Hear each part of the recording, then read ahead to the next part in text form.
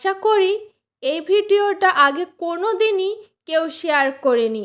আমি এই প্রথম শেয়ার করছি, যেটা হলো চপফুরুলি দিয়ে আলু চচ্চড়ি। হ্যাঁ, চপফুরুলি দিয়ে আলু চচ্চড়ি। অবাক লাগলেও ভিডিওটা শেষ পর্যন্ত দেখুন, বুঝতে পারবেন। প্রথমে আলুগুলো নিয়ে নিলাম কেটে, কিভাবে কাটলাম দেখেই নিলেন। কিছু ফুরুলি নিয়ে নিলাম বা চপ নিয়ে নিলাম। এরপর আমি কেটে নিলাম পেঁয়াজ কুচি, টমেটো কুচি, ধনিয়া পাতা কুচি।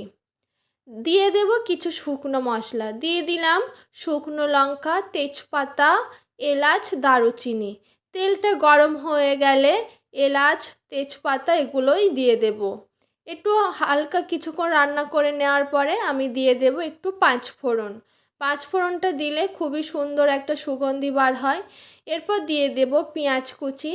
পেঁয়াজটা লাল হওয়া পর্যন্ত অবশ্যই অপেক্ষা করতে হবে। এরপর দিয়ে দিলাম আদা রসুন বাটা। আদা রসুন বাটাটা কিছুক্ষণ রান্না করে নিতে হবে। তারপর দিয়ে দিতে হবে স্বাদ মতো লবণ। এভাবে অবশ্যই একবার এই রান্নাটা করে দেখুন। ভাবতে অবাক লাগলেও খেতে খুবই টেস্টি।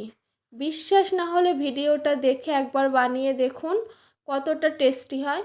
এরপর দিয়ে দিলাম আমি টমেটো কুচি। টমেটোটা সিদ্ধ হওয়া পর্যন্ত অবশ্যই অপেক্ষা করতে হবে। টমেটো সিদ্ধও হয়ে যাবে আর এদিকে তেলটাও ছেড়ে দেবে। তেলটা ছাড়া পর্যন্ত অবশ্যই তো অপেক্ষা করেই যেতে হবে। এরপর আস্তে আস্তে কিছু গুঁড়ো মশলা দেব। দিয়ে দিলাম জিরার গুঁড়ো আর ধনিয়ার গুঁড়ো। অবশ্যই এগুলো একটু অল্প করেই দিতে হবে। এরপর আমি দিয়ে দেব হলুদের গুঁড়ো। তারপর আমি দিয়ে দেব বাড়িতে বানানো মরিচের গুঁড়ো। এরপর মশলাগুলো ভালো করে পেঁয়াজের সঙ্গে মাখিয়ে নিতে হবে। মশলাটা ভালো করে কষিয়ে আসলে ঢেলে দেব এর মধ্যে আলুর কুচিগুলো। আলুগুলো কিভাবে কেটেছিলাম অবশ্যই দেখে নিয়েছেন। আর হ্যাঁ, অবশ্যই লঙ্কার গুঁড়ো দিতে হবে। আপনার যদি ঝাল একটু বেশি পছন্দ করেন তাহলে আর একটু বেশি লঙ্কার গুঁড়ো দিতে পারেন। আর এই লঙ্কার গুঁড়োটা আমাদের বাড়িতেই বানানো। যাই হোক, এরপর দিয়ে দিলাম আমি আলুর কুচি। আলুটা কিভাবে কেটেছে অবশ্যই দেখেছেন। এরপর দিয়ে দেব আলুর কুচি। আলুটা ভালো করে মশলার সঙ্গে কষিয়ে নিতে হবে।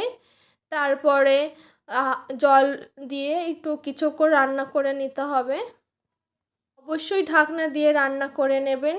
ঢাকনা দিয়ে রান্না করলে আমি সবসময় যেটা বলি যে তাড়াতাড়ি রান্নাটা হয়ে যায়। ঢাকনাটা তুলে আমি আবারও একটু জল দিয়ে দিলাম, আর দেখানো হয়নি। এবার ঢাকনাটা তোলার পরে আমি জলটা দিয়ে দিলাম। জলটা ভালো করে ফুটে উঠলে দিয়ে দেব ওই চপফুরুলিগুলো। আস্তে আস্তে দিয়ে দিতে হবে, খুবই সাবধানে দিতে হবে, না হলে হাতে লেগে যেতে পারে। আর দেওয়ার আগে অবশ্যই একটু মাঝখান দিয়ে হালকা করে চিড়ে নেবেন। এরপর দিয়ে দেব একটু গরম মশলার গুঁড়ো আর দিয়ে দেব ধনিয়ার পাতার গুঁড়ো। তার আগে অবশ্যই ঢাকনা দিয়ে আবারও কিছুক্ষণ রান্না করে নিতে হবে।